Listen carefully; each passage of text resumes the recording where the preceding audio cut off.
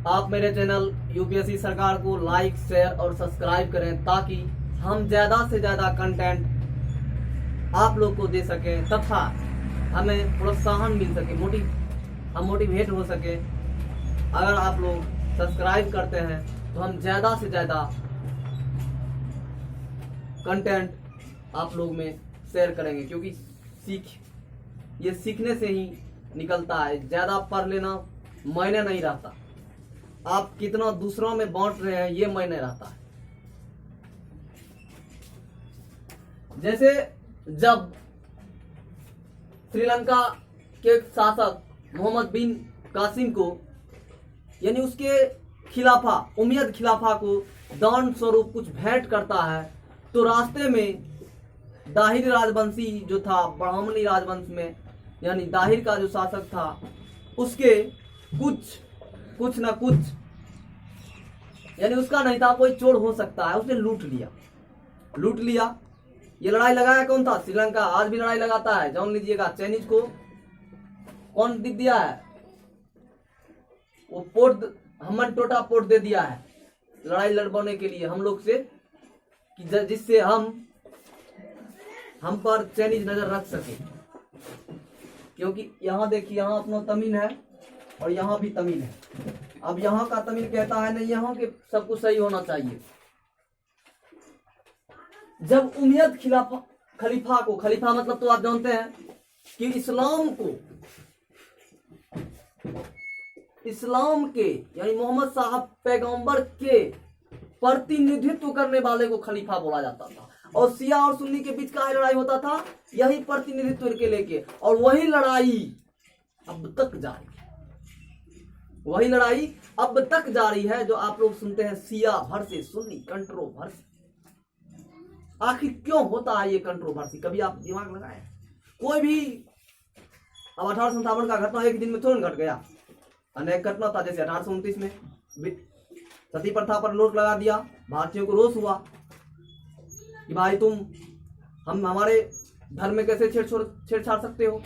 रोष हुआ कि नहीं हुआ? उसने विधवा पुनर्विवाह कानून बना दिया। भाई हमारे समाज में विधवा पुनर्विवाह नहीं है, तुम कौन होते हो? भाई हिंदू धर्म खतरे में है। उसने क्या बोला? हिंदू धर्म खतरे में है। कौन? भारत के कुछ चुनिंदा समाज। अब एक बात आप बताइए, अब कोई आदमी गरीब है, शादी कौन करता है? दो शादी। भाई उसको रखने के लिए तो रुपया चाहिए कि नहीं चाहिए? अब तुम्हारे पास रुपया है ही नहीं और तुम कर लिए 4 गो शादी, भाई कहां से खिलाओगे? शादी जो 4-5 करते थे वो राजा महाराजा करते थे, बड़े बड़े जमींदार करते थे। ये नहीं कि छोटा छोटा कर लेगा, चंद आदमी शादी करते थे। ये अंग्रेज भी जानते थे, ये और सब जानते थे। क्यों अंग्रेज जानते थे? क्योंकि उसका नजर तो पूरे भारत पे था। सिविल सेवा का स्थापना तो कर नहीं हुआ था उस समय, लेकिन पुलिस सेवा का तो स्थापना कर दिए थे लॉर्ड कॉर्नवालिस साहब। वही ने बोला था पूरा भारतीय भ्रष्ट है। शायद उसका बात सच भी हो, क्योंकि दक्षिण एशिया में सबसे ज्यादा भ्रष्ट देश भारत में है। अब देखिए, एक घटना, 2 घटना आपको बताएं। अब लॉर्ड्स रिफॉर्म यानी जो ईसाई धर्म को स्वीकार करेगा वो बाप में हिस्सा ले लेगा, माँ में हिस्सा लेगा, पिता में हिस्सा लेगा। भाई ये कहा तुम दूसरा धर्म कर रहे हो तो हम तुम्हें अपने बेटा नहीं मानेंगे। कौन बोलता है? भारतीय समाज बोलता है। समाज में रोष आई। अब देखिए 1829 की घटना, 1856 की। भारतीय समुद्र में नहीं जाना चाहते थे। भारतीय समुद्र में, यहाँ समुद्र में उतरना का मतलब धर्म भ्रष्ट हो जाना। अंग्रेज बोला नहीं, ऐसा नहीं होने देंगे, हमारी फौज में रहना है तो तुम्हें समुद्र में जाना होगा। भारतीयों को बुरा लगा। अब देखिए, एक दिन की तो घटना नहीं है, एक भारतीय को तो बुरा नहीं लगा। अब घटना बाई घटना देखिए। अब 1770 में देखिए भीषण अकाल हुआ, भारतीयों को रोष आया। भाई इतना अकाल, तुम कहाँ थे? तुम कहते हो कि मैंने भारतीयों को श्रेष्ठ बनाया, भारतीयों को सब बनाया। अरे सब तुम खुद बनो। जिस समय यहाँ सती प्रथा था उस समय डाइन कह के तुम्हारे देश में औरतों को मार दिया जाता था। कभी ये सब आप बात नहीं जानते होंगे, ये अंदर का बात है। ये मेंस तैयारी जो करता है यूपीएससी में, जिसका मेंस होता है लिखने, तो वो ये जानता है कि डाइन कह के मार देता। तुम्हारे यहाँ एक अच्छे समाज की संकल्पना कर रहे हो, जबकि तुम्हारे यहाँ ही एक तरफ औरत को नजरअंदाज किया जाता है। औरत को वोट देने के अधिकार नहीं था तुम्हारे यहां, मैंने पहले दिया फिर तुमने दिया। बताओ तुम कहां से सब थे? जब व्हाइट वर्डमैन थ्योरी देता है तो कहता नहीं चमड़ा गोरा चमड़ा मस्त होता है भाई, ये दुनिया वर्ल्ड में भाई तुम नहीं जानते हो कि मेलानिन पिगमेंट के कारण चमड़ा गोरा या काला होता है। जिसमें ज्यादा चमड़ा मेलानिन उसमें ज्यादा, जिसमें कम उसमें कम। ये बात भारतीयों को खटकने लगी। अरे भाई उसने मुगल सर लॉर्ड हैंगिस्ट तो अपने 10 शासन काल में कभी मुगल शासक से मिले भी नहीं। एक आया मिलने, लेकिन वो बोला कि मुगल शासक से बराबरी में बैठेंगे तब बात करेंगे, नहीं तो नहीं करेंगे। देखिए अंग्रेजों का देन, अकाल ला दिए भाई। आपने भारतीयों को भ्रष्ट बोल दिया, बाकी भ्रष्ट था। भ्रष्ट नहीं होता तो देश गुलाम क्यों होता? कुछ ना कुछ कारण होगा तब तो यही वजह था, यही ढेर सारा वजह था जिसको 1857 में तत्कालिक कारण चर्बी वाली ने। किसी भी बम को फटने के लिए कील को खींचना जरूरी होता है।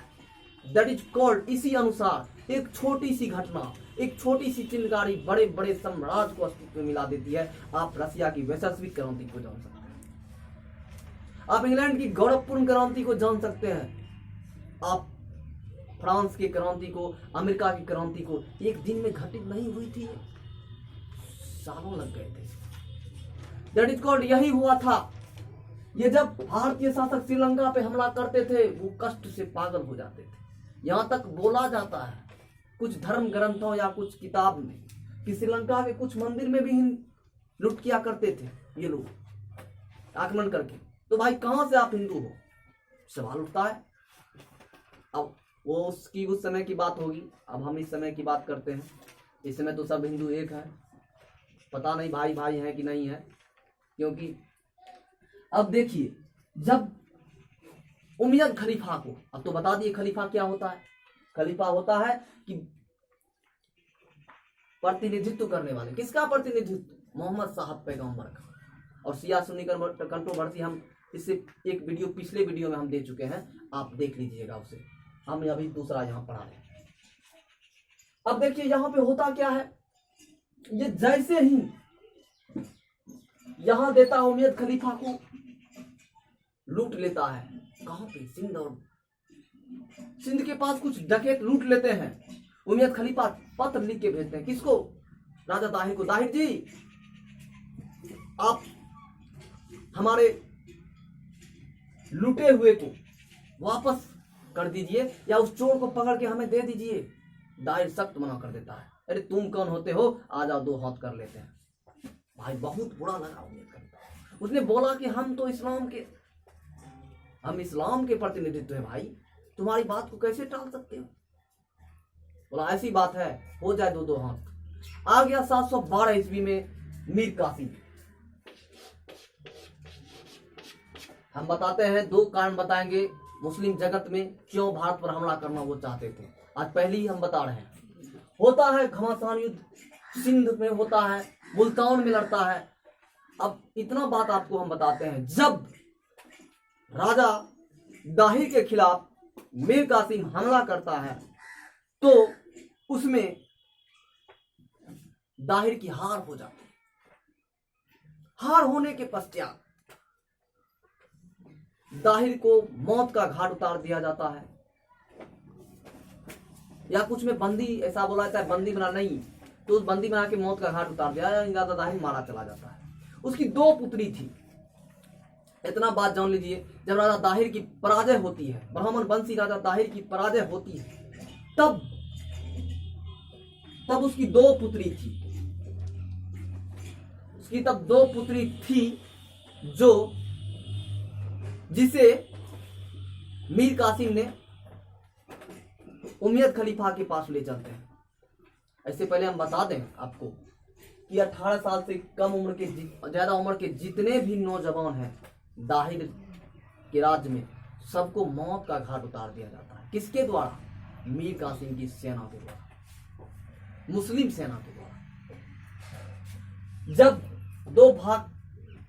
2 लड़कियों को पकड़ के उमैयद खलीफा के पास ले चलते हैं भाई अनेक मंदिरों को तोड़ा, उसका तो काम ही था मंदिर तोड़ना, धन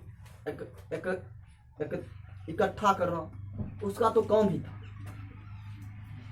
जब उमैयद खलीफा को ये दोनों लड़की प्राप्त होती है, किससे? मीर कासिम से, तो वो लड़की कहती है, हुजूर माई बाप, एक बात जानते हैं, मैं तो आपकी हूं ही, अब आप जो चाहोगे वो मेरे साथ करोगे, लेकिन एक शर्त है प्रभु, एक शर्त है हजूर, कि मैं आपको ये काम करने से पहले एक बात बता दूं, क्योंकि आप राजा हैं, आप झूठे को खाने के आपको अधिकार नहीं, आप झूठे नहीं खा सकते हैं। कोई आपको झूठा दे रहा है। उसने पूछा, भाई क्या झूठा दे रहा है? सवाल तो दाहिर कि बेटी बहुत अच्छी दाग, बहुत अच्छा दिमाग लगाती है। बोला, हुजूर जो काम आप हमारे साथ करने चाहते हैं वो ये मीर कासिम तो मैं पहले ही कर चुका है मेरे साथ। उमैयद खलीफा के शासक को बहुत बुरा लगता है, वो आंख से बबूला हो जाता है। अब सोचिए कि अब आप शासक हो और आपके सामने कोई झूठा चीज आपको दे दे, मतलब मेरे कहने का मतलब है कि उसके साथ जो भी क्या हो, अब क्या हो कि नहीं क्या हो, लड़की क्या थी, झूठ थी कि सच थी, आंख के मारे उमैयद खलीफा गुस्सा में हो जाते हैं। पकड़ो मीर कासिम को। मीर कासिम को बड़ी दरबार उठाया जाता है और पूछा जाता है कि तुम अपनी सफाई में कुछ बोल पाओगे? मीर कासिम कुछ नहीं बोला और वो चुपचाप रहे। वो देखने लगे कि दो लड़की जिसे मैंने पकड़ के उमैयद खलीफा खिलाया, मैं नहीं भी ला सकता था, मैंने इस शासक के लिए क्या नहीं किया। आज वो शासक हम पे शक कर रहा है। सभाई में कुछ नहीं बोला मीर कासिम, या ऐसा बोला जाता है, ऐसा कहा जाता है कि मीर कासिम को सफाई देने का समय ही नहीं दिया गया, समय ही नहीं दिया गया था।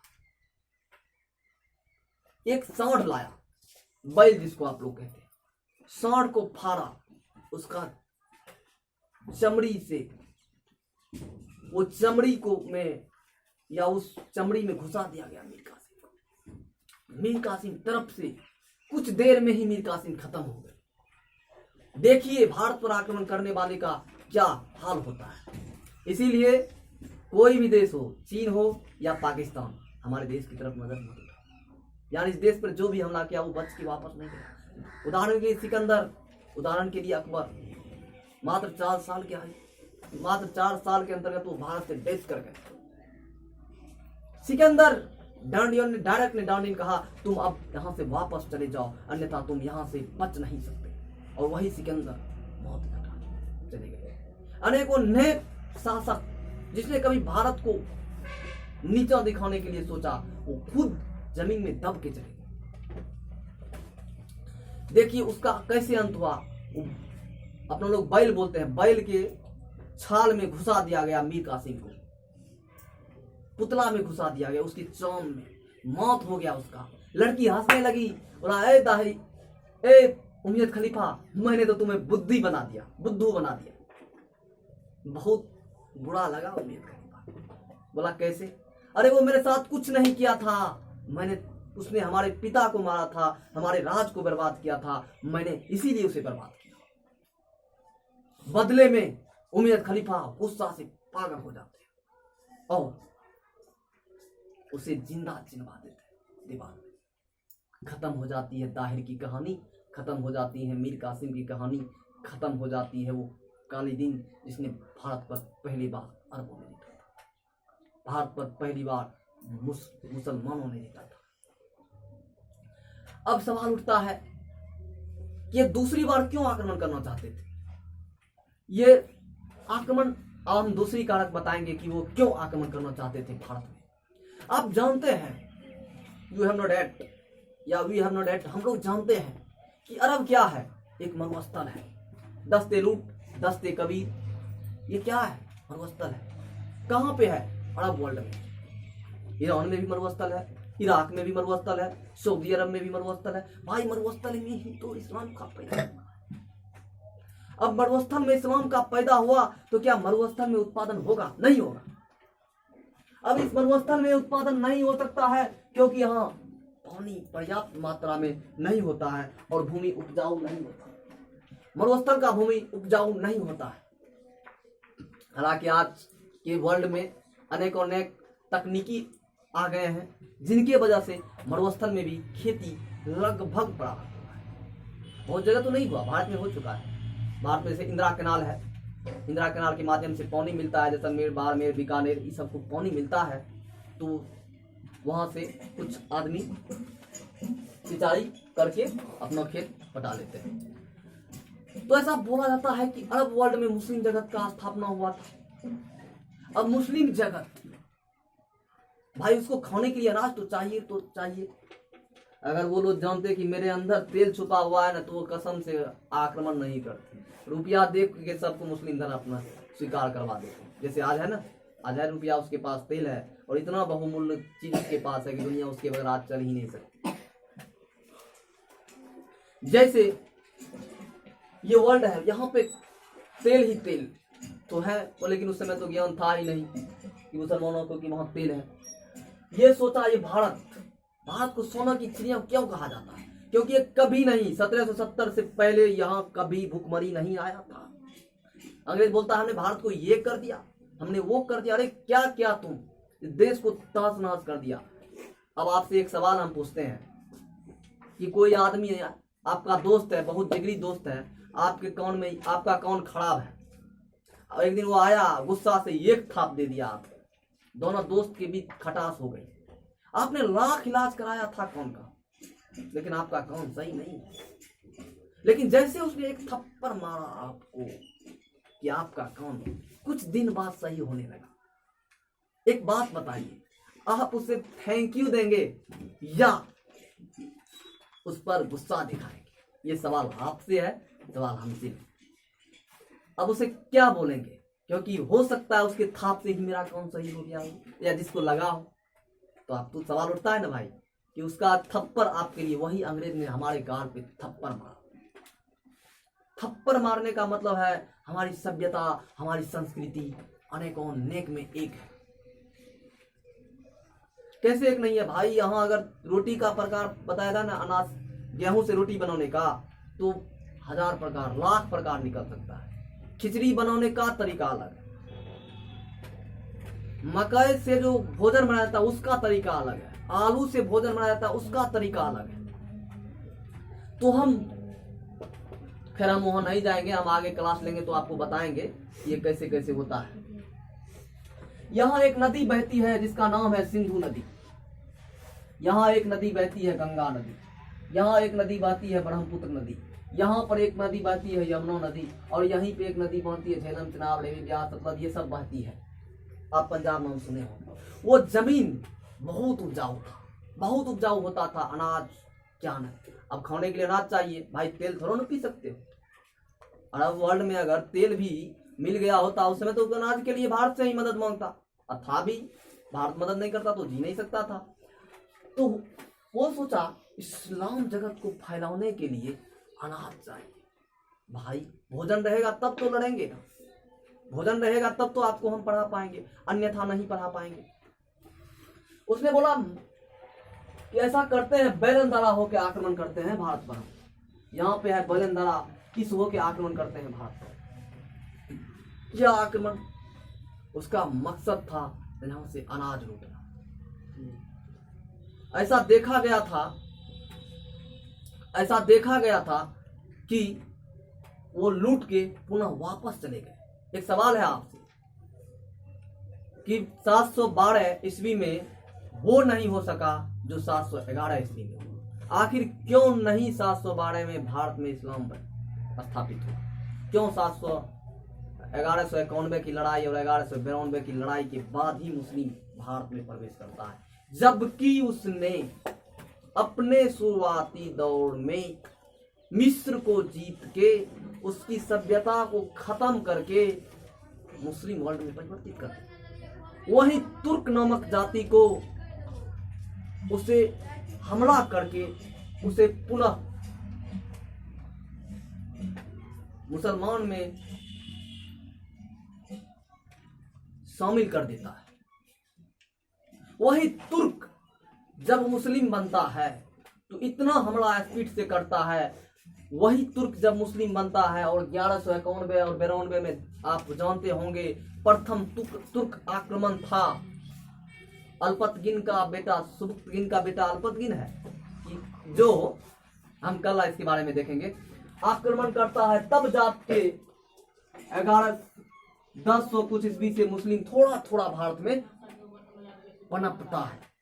उससे भी जब गौड़ वंश के शासक मोहम्मद गोरी या संसबानी वंश के ससबुद्दीन मोहम्मद गोरी भारत पर आक्रमण करता है, तब जाके 1192 से भारत में मुस्लिम का स्थापना होता है।